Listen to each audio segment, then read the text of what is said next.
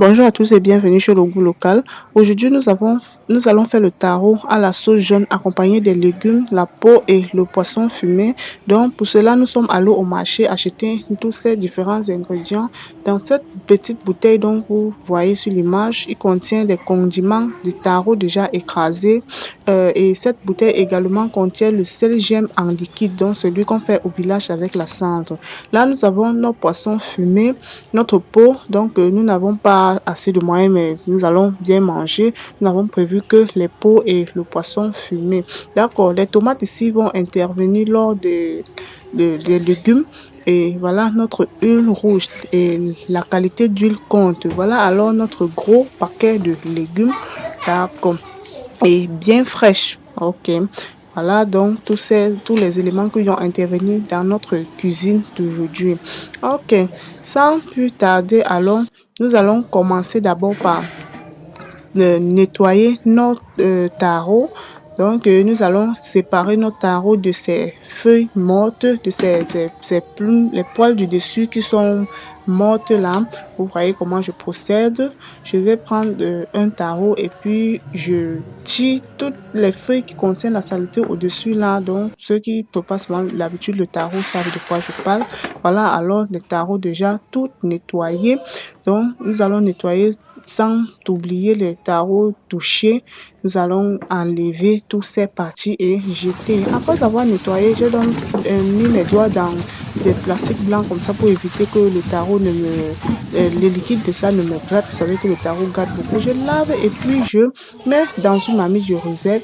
Je pose également une seconde marmite sur le feu. Je mets à l'intérieur mon huile que je vais chauffer légèrement et déposer. Vous savez qu'on ne fait pas la sauce jaune avec l'huile qui chauffe. Si on fait avec l'huile qui chauffe, ça va donner un mélange instable. Donc, la sauce ne doit pas réussir. Ok, après avoir chauffé mon eau, mon huile, je réserve. Je porte le taro maintenant. Je pose sur le feu et puis j'augmente une poignée de sel à l'intérieur pour permettre au taro les plus têtus de cuire. D'accord, j'augmente une bonne quantité d'eau à l'intérieur et puis je pose sur le feu. Je pose mon couvercle dessus, je laisse cuire. Pendant ce temps, j'apprête mes légumes. D'accord. Je vais enlever toutes les fleurs au-dessus des légumes et puis je vais les tailler et découper comme vous voyez là. Je découpe tous mes légumes, je lave, je mets dans une seconde marmite, je sale et puis je pose également de l'autre côté du feu. Donc j'ai deux foyers. Ok. Voilà déjà nos légumes en train de bouillir. Nous allons remuer, donc tourner, question de permettre au sel de pénétrer dans nos légumes et de permettre aussi que toutes les parties puissent bien cuire. Et de l'autre côté, notre taro tend déjà à être cuit. Voilà, je vais tâter là à l'aide de mes doigts pour vérifier si c'est déjà cuit. Vous voyez comment ça mijote. D'accord, dans ce paquet au-dessus, nous avons notre peau. Donc, j'ai donc dû poser au-dessus pour que ça puisse cuire. Je vais enlever avant de laver. Ok, nous allons alors mélanger nos condiments. Voilà, vous voyez comment je procède. Donc, si vous êtes dans le besoin, n'hésitez pas de me laisser dans les commentaires puisque nous fabriquons ça personnellement chez le goût local. Ok, je vais mélanger alors les condiments et puis je vais écraser également le piment, mettre à l'intérieur et je vais réserver. Vous voyez comment je mélange. De ce côté, maintenant, je vais faire ma sauce jaune. Je prends mon huile, je mets de l'eau froide à l'intérieur. Je mélange les deux. Je mélange.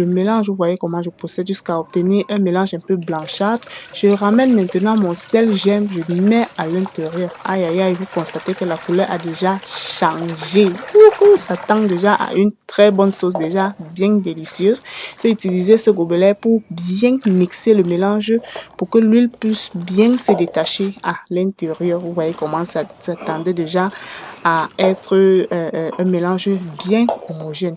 Donc, je vais continuer à mélanger correctement et bien faire revenir mes condiments, mettre à l'intérieur un peu de sel et un peu de cube pour ceux qui en consomment.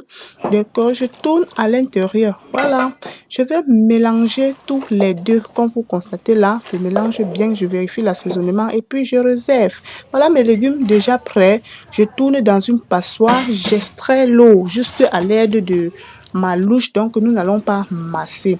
Ok, j'allume aussi un feu très vif. Je chauffe mes bunga pour donner l'odeur et le parfum à ma sauce jaune. Je vais nettoyer les arrêts sur le poisson fumé et mettre ma peau dans une marmite, mettre également le poisson fumé au-dessus, saler et puis je vais laisser bouillir pendant quelques minutes pour assaisonner.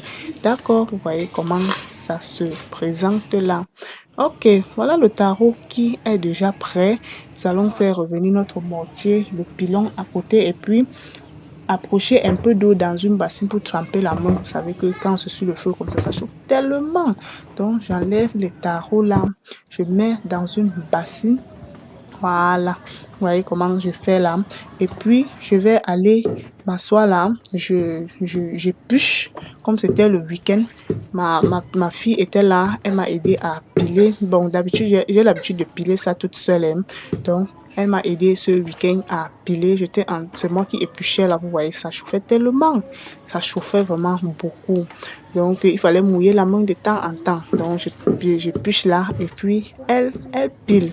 Ok, je vais faire pareil sur tous mes tarots. Donc, il faut être vraiment très, très stratège. Comme je n'avais pas les gants, j'épluchais à l'aide de mes doigts tout simplement. Et voilà, tous mes tarots déjà bien pilés. Oh là là, le tarot, c'était bien tendre.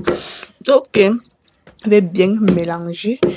Là, il suffit juste de mélanger parce que c'était déjà bien pilé. Je vais donc enlever, mettre dans une grande assiette et puis je vais réserver. D'accord. Pour mes légumes, je vais découper mes tomates, mes oignons et tout. Je fais revenir à l'intérieur d'une poêle avec l'huile déjà chaude. Je me mets à les cuire. Voilà déjà mes poissons et mes pots déjà prêts. Voilà. Ok, je vais laisser la tomate dorer et puis je fais revenir au-dessus les légumes. Je mélange, voilà le mélange déjà bien homogène. Voilà, vous voyez, là c'était déjà prêt et puis servi à table. Donc tous ces plats étaient encore vides. Je vais me mettre à les servir. Vous voyez comment se présente ma sauce. La sauce avait réussi à 100%. Aïe, aïe, aïe. Vraiment réussi. Ok, là, je me mets à servir le taro. Je sers dans chaque plat. Vous voyez comment je procède. Autrefois, on servait avec la main, mais ici, chez le goût local, on sert avec la cuillère. C'est à l'aide d'une cuillère. On fait le creux au milieu. Nous allons poser nos légumes et nos pots, nos poissons au bord de l'assiette et mettre dans le creux la sauce. Vous voyez comment ça se présente. Dans tous ces différents plats, j'ai donc dû couper et mettre à l'intérieur. Je vais lisser à tour de rôle. Vous voyez comment je pose le pot là. Je vais lisser tous ces pots. Nous avons mangé tout le taro. Même si un étranger arrivait là, il ne devait pas avoir place. D'accord, vous voyez comment c'était déjà servi. Oh là là là là, ce taro était tellement bon. Toute la famille était contente. On a vraiment aimé. Donc, je vous invite à vous abonner chez le goût local. Chez le goût local, on prépare tout ce on publie tout ce qu'on prépare à la maison. On n'a pas besoin de faire quoi que ce soit. Nous publions tout ce que nous mangeons à la maison. Donc, abonnez-vous pour ne pas manquer nos prochaines recettes. Et surtout, likez et partagez nos vidéos. Merci.